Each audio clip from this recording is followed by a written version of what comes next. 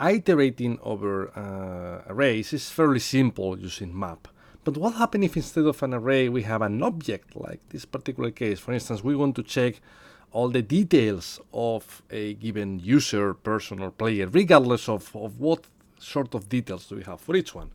We can still handle that with modern JavaScript.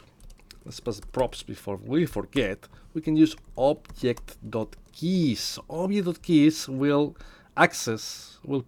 return an array with each individual key of the object. What is the object? Props.details.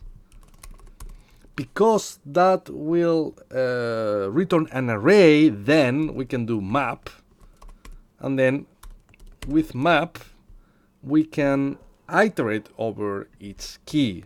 So what do we know? First of all, let's see if we can display the key using curly brackets. Yes, the key is there. And now, how do we get the value?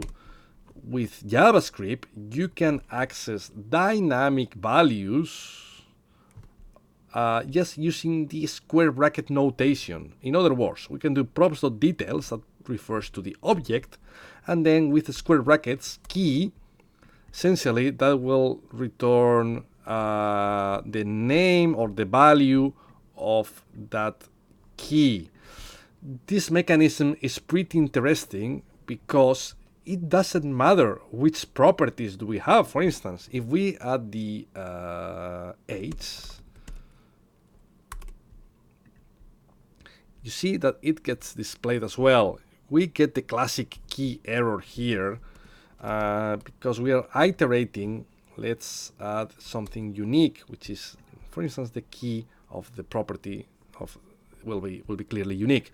So now, yeah, it works regardless of the properties. So if we add, whatever you want, it should just dynamically iterate over the list of keys. In other words, that loop will run in this particular case 3 times, and for each iteration the key will refer to each key on the object, and then once we have the key, it's fairly trivial to dynamically refer to the value associated to that particular key.